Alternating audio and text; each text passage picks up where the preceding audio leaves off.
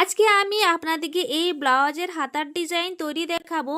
তো এই যে সুন্দর ব্লাউজের হাতার ডিজাইন কিভাবে তৈরি করেছি, অবশ্যই এই সেলাইটা দেখার জন্য শেষ অবধি এই ভিডিও আপনাদেরকে দেখতে হবে। তো চলো ভিডিওটা শুরু করে নিই। Hi friends, welcome back to my channel. সবাই কেমন আছো? আশা করি সবাই ভালো আছো। তো ভিডিওটা দেখে নেওয়া যাক।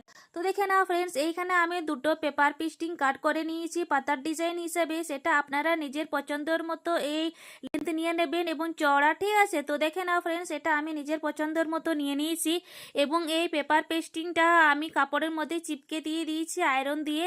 তারপরে দেখে নাও ফ্রেন্ডস, এই যে চারিপাশটা আমি সেলাই করে নিয়েছি এই ধারটা একটু বাড়তি কাপড় রেখে। তারপরে দেখে নাও ফ্রেন্ডস, এই যে হাতার কাপড়টা নিয়েছি এটা ডবল ফোল্ড করলাম, দিয়ে এইখানে মিডিলে আমি একটু চিহ্ন করে নেব এরকমভাবে প্রেস করে দিয়ে। তারপরে দেখে নাও এই যে পাতার ডিজাইনটা, এটাও অবশ্যই মিডিলে ফোল্ড করে আমি চিহ্ন করে নিচ্ছি। তারপরে দেখে নাও আমি মিডিলে এইখানে সেলাই করে নেব। তো মিডিলে সেলাই করে নিলাম এই অবধি, দিয়ে চারিপাশ ঘুরে পরে সেলাই করে নিতে হবে। হয়ে গেছে। তারপরে দেখে নাও এই যে একটু কাট লাগিয়ে দিলাম, দিয়ে তারপরে এইটা চারিপাশ ঘুরে পরে কাট লাগিয়ে দিতে হবে এরকমভাবে। তো কাটা হয়ে গেছে দেখে নাও ফ্রেন্ডস। তারপরে দেখে নাও এই যে ধার অংশগুলো অবশ্যই হালকা হালকাভাবে কেটে নিতে হবে এরকমভাবে, হালকাভাবে কাট লাগিয়ে দেবেন, তাহলে এই কাপড়টা পাল্টাতে সুবিধা হবে তার জন্য। তো এই যে চুচোলো অংশটা আছে পাতার, সেই পাতার চুচোলো অংশটা অবশ্যই কেটে নেবেন, তাহলে সুবিধা হবে পাতার ডিজাইনটা তৈরি করতে। তো দেখে নাও ফ্রেন্ডস, এই কাপড়গুলো ভিতর সাইডে আমি প্রবেশ করিয়ে দিলাম, দিয়ে তারপরে দেখে নাও ধারে ধারে একটু আঙ্গুল দিয়ে আমি প্রেস করে নিচ্ছি এবং এরকমভাবে আমি চাপ দিয়ে দিয়েছি। দিয়ে তারপরে দেখে নাও দুটো টুকরো কাপড় নিয়েছি এই লাটকান তৈরি করার জন্য, এবং দেখে নাও এটা 3x3 করে আমি দেখে নাও নিয়েছি। ফ্রেন্ডস, এটা আমার সেলাই হয়ে গেছে, দিয়ে তারপরে আমি সুতোটাকে কাট করে নেব।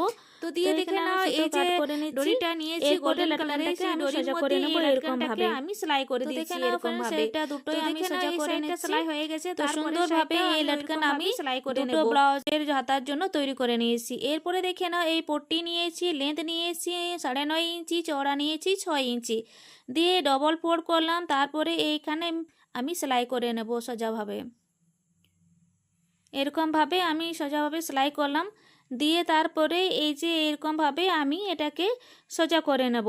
কাপড়টাকে সোজা করলাম, দিয়ে তারপরে দেখে নাও এইটা আমি এরকমভাবে নেব। তো তার জন্য আমি মিডিলে এইখানে কাট করে নিচ্ছি, দুটো আমার টার্সেল তৈরি হবে।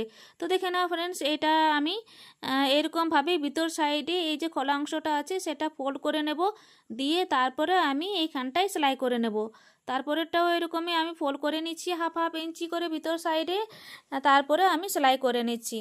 তো দেখে নাও ফ্রেন্ডস, এটা আমার দুটোই সেলাই হয়ে গেছে। তো তারপরে সেলাই করার পর আমি দেখাচ্ছি এটা কিভাবে এই তেরসেলটা তৈরি করতে হয়। তো দুটো কমপ্লিট হয়ে গেছে, দিয়ে তারপরে দেখে নাও ফ্রেন্ডস, এই যে হাতার নিচে আমি এইখানে এক পাতলা লেস নিয়েছি, এটা আপনারা দিতেও পারেন নাও দিতে পারেন, সেটা নিজের ইচ্ছে। তো আমি লেস দিয়ে দিলাম এরকম, তারপরে আমি এটাকে কাট করে নেব। দেখে নাও এখানে কাট করে নিচ্ছি, দিয়ে তারপরে এই লেসটা আমি এই পাতার ডিজাইন মধ্যে দিয়ে দেব। তো এরকমভাবে সুন্দরভাবে সেলাই করে নেবেন, আপনাদের যেমন ইচ্ছে সেরকম করে নেবেন, ঠিক আছে।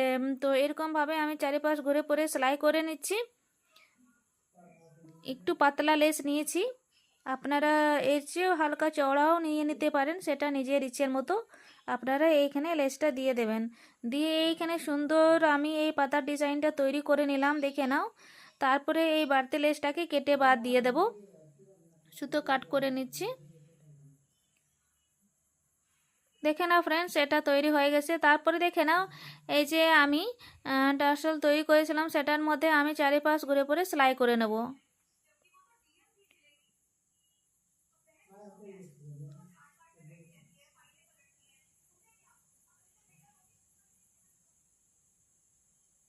দেখে নাও ফ্রেন্ডস, এই লেসটা আমি চারিপাশ ঘুরে সেলাই করে দিয়েছি, তারপরে এখানে কাট লাগিয়ে দিলাম, দিয়ে তারপরে দেখে নাও একটু ভালোভাবে আমি সেলাই করে নিচ্ছি।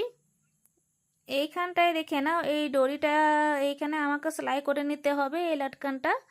তো এইখানে আমি সেলাই করে নিচ্ছি।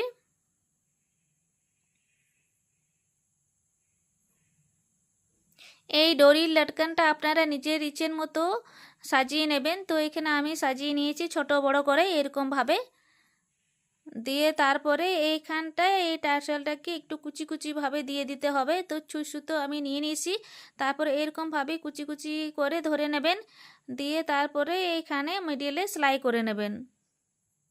আমি এই টার্সেলটা ভালোভাবে সেলাই করে দেব এরকমভাবে।